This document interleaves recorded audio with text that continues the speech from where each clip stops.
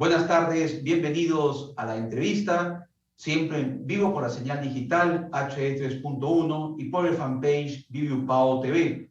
Los saluda Alberto Pinillos y ya estamos listos para empezar una nueva jornada correspondiente a hoy, miércoles 15 de junio del 2022. Son las 12 de la tarde con 17 minutos. Empezamos esta edición de la entrevista haciendo un análisis de la situación política, de la crisis política que atraviesa el país. Vamos a dialogar con el doctor Francisco Díez-Canseco, destacado político peruano, analista y también abogado, para hacer unas reflexiones acerca de la situación de la coyuntura de esta crisis política en la que se encuentra el país. Doctor Díez-Canseco, bienvenido a la entrevista. Muy buenas tardes. Buenas tardes, a sus órdenes. Gracias, doctor, por atender nuestro llamado para seguir informándole a nuestros televidentes e internautas y haciendo, obviamente, una serie de reflexiones respecto a la crisis que vive el país. Primero conversamos sobre esta noticia de último minuto, hace unos 20 minutos aproximadamente. El Congreso de la República, mejor dicho, la Comisión de Fiscalización, ha anunciado que de testigo va a pasar a investigado el presidente Pedro Castillo por el caso de Zarratea. ¿Cuál es su lectura, doctor, que le da a esta situación que ha ya oficializado la Comisión de Fiscalización del Congreso de la República? Bueno, mire usted, hace rato que esto ha debido ocurrir. La única explicación para que el Congreso no actúe con la velocidad que requieren los altos intereses de nuestro país es que, evidentemente, hay ahí, como yo ya lo he señalado en muchas oportunidades, mercaderes de la política que llegan al Congreso para llenarse los bolsillos con los cargos que obtienen a través de la votación popular, que tienen por objeto que atienda a sus electores y no que atienda sus propios problemas o no atienda a la vocación codiciosa de llenársela de plata con dinero de todos los peruanos. Entonces me alegro que haya habido una rectificación desde ese punto de vista, que la Comisión de Fiscalización empiece a actuar, porque hay tanto por definir con Castillo respecto a todas las acusaciones que ha recibido, como la velocidad con la que se tiene que actuar para terminar, cerrar este gobierno presidido por mafiosos que están hundiendo al país. Hay una denuncia, obviamente, que el Ministerio Público, la Fiscalía está realizando las indagaciones, las investigaciones, doctor Díez-Canseco, que lo involucrarían al presidente Pedro Castillo, como se ha dicho en más de una oportunidad, por los colaboradores eficaces, el señor Montever, Samir Villaverde, la señora Carlin López, de liderar una organización criminal, el presidente de la República.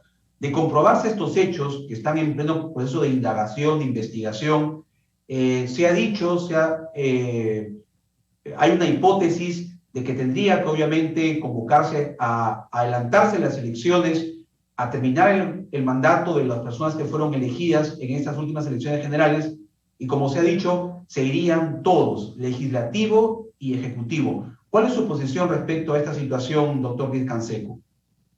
Mire, yo estoy de acuerdo con que se convoque a elecciones generales para renovar, por un lado, el Ejecutivo, por lo que acabo de señalar. Ya hay todas las evidencias del caso que indican que Pedro Castillo, con su socio Vladimir Cerrón, son jefes de una mafia que ha tomado el poder por asalto y que, por supuesto, en 10 meses de desgobierno se han llenado los bolsillos. Y por otro lado, un Congreso en el cual, lamentablemente, habiendo figuras, personas honestas, limpias, que trabajan por su país, hay aparentemente una mayoría de impresentables que deberían irse a su casa. Lo más sano sería ir a elecciones generales, pero lo que me preocupa son dos cosas. Primero, en la hipótesis de vacarlo a Castillo o de que prospere la acusación constitucional, no cabe la convocatoria de elecciones generales, solamente se puede renovar el Poder Ejecutivo. Tendría que haber una autodisolución del Congreso, que yo no la veo muy viable, porque a los autónomos les encanta quedarse 5 años ahí con la mamadera en la mano. Eso es por un lado. Y por otro lado, hay un muy serio problema en la medida en que, aun cuando se convoca elecciones generales o solamente presidenciales, es necesario que haya una reflexión profunda de parte del país esa casi mitad del país que votó por Castillo y la otra mitad también para que se renueve la política del Perú. Necesitamos la aparición de nuevas generaciones, de nuevos cuadros, de nuevas personas que reúnan condiciones de honestidad, de capacidad de gestión, de preparación, de vocación de servicio, que no es lo que estamos viendo ahora ni en el Poder Ejecutivo ni en el Congreso en la mayor parte de los casos. Y esta reflexión yo no creo que se pueda dar pues, en 24 horas. Y en ese contexto es muy importante la tarea que periodistas como usted tienen que realizar para que no se repita lo que ha pasado, por ejemplo, en las últimas 3 o 4 elecciones municipales y regionales, que al final un 96% de los alcaldes terminan presos o acusados por corrupción y la mitad de los presidentes regionales están fugitivos por lo mismo. Entonces, esto es lo que no se puede repetir. Lamentablemente el pueblo sigue eligiendo mal y yo creo que se tiene que conducir a un grado de madurez que permita que se elija bien y que no se elijan eligiendo personajes realmente delincuenciales como Pedro Castillo.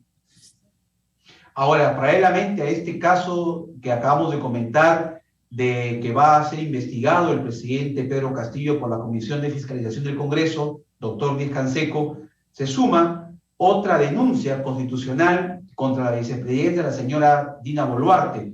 ¿Qué tendría que pasar? Esta señora obviamente se va a investigar a la vicepresidenta por haber infringido la Constitución de presidir una organización cultural como es el Club Apurímac. Desde el punto de vista de la Constitución, se ha verificado que esta infracción es válida y la señora está expuesta, entonces, doctor Díez Canseco, a esta denuncia constitucional y obviamente a las investigaciones del caso. Bueno, mire usted, la señora Boluarte ya arrastra el problema de la RENIEC, que se lo pasó por agua tibia el impresentable presidente del Jurado Nacional de Elecciones, Salas Arenas, ex abogado de senderistas y miembro también, no sé si seguirá militando en Patria Roja. Entonces, el problema es que acá ha habido un tratamiento diferenciado de parte del jurado con unos partidos y con otros, y con unos personajes de la política y con otros, en función a los intereses de Salas Arenas, que con su voto dirimente ha hecho lo que le daba la gana. Dentro de ese contexto, evidentemente Boluarte ha violado la Constitución. Y esto va a servir para que se vaya limpiando el escenario. Ya esa acusación constitucional ha sido calificada en la subcomisión, creo que aprobada en la comisión permanente, tiene que pasar al Pleno para que en el Pleno haga la defensa de la misma el representante de la comisión permanente y ella tendrá que exponer sus argumentos y luego se decidirá. Si se decide proceder con la acusación, queda inhabilitada y sale del escenario y nos libera de un elemento tan negativo como Castillo, solo que con menos poder que Castillo, porque es solamente la vicepresidenta. Por otro lado, se tiene que avanzar en la dirección correcta con Castillo. Para que Castillo se le pueda vacar, no es necesario que pase por fiscalización o que se le siga investigando. La vacancia es un juicio político, no un juicio jurisdiccional, de manera tal que en un juicio político de esa naturaleza lo que se define es si el presidente cumple con la dignidad, con la solvencia moral para ejercer el cargo. Y está bien claro que Castillo no cumple. Y hay un argumento central que siempre se soslaya, porque se dice Caderín López, Villaverde, todas las... El argumento central es muy simple. ¿Quién fue el mentor político y el financiador electoral de Castillo? Un delincuente que se llama Vladimir Cerrón, que tiene sentencia firme en la Corte Suprema por corrupción. Eso nadie lo puede negar. Y que sigue nombrando y quitando ministros. Y que sigue apareciendo en Palacio de Gobierno cuando dijo que no iba a ser ni portero en Palacio de Gobierno. Solamente con esa prueba fehaciente se le puede vacar y sacar a Castillo. El tema de fondo está resuelto. El tema de forma es el que no se resuelve, porque, repito, los mercaderes que están en el Congreso siguen negociando con Castillo para ver qué ventajas pueden sacar. Así es, doctor. Eso es lo que sucede, ¿no? Que también el descrédito, la total, diríamos, corrupción que se ve a nivel del Congreso de la República, que no pues genera confianza en la población, y es por eso que la población desearía también que en el caso de que haya la vacancia presidencial, que ambos poderes sean renovados, tanto el legislativo como el ejecutivo. Bien, doctor Castillo, o doctor Díez Canseco, le agradecemos mucho su participación en la entrevista y estamos atentos para en otro momento seguir analizando esta crisis política que vive en nuestro país. Muy amable, doctor Francisco Díaz Canseco Tábara. Yo le agradezco, y si me permite unas breves palabras. Adelante, claro. Yo escucho mucho hablar que hay un enfrentamiento del gobierno con el Congreso. Eso no existe, porque el Congreso, a diferencia del Poder Ejecutivo, en un régimen presidencialista como el nuestro, que es manejado por una persona, que es Pedro Castillo, está integrado por diferentes bancadas que ni siquiera se ponen de acuerdo entre ellas y por congresistas que tampoco son coherentes con los partidos que los llevaron a ocupar la curul. Entonces, no hay un enfrentamiento con el Congreso. Lo que hay es un enfrentamiento con determinadas bancadas del Congreso que hasta ahora no logran, lamentablemente, la mayoría para sacarlo este personaje. Eso es lo que está ocurriendo. Y dentro de ese contexto, reiterarles que yo creo que es indispensable que en el Perú se asiente una democracia con justicia social y sin corrupción. Perfecto, muy amable. Gracias, señor doctor Tábara. Vamos a ir a una pausa y regresamos con más en entrevista por Viviu Pao Televisión.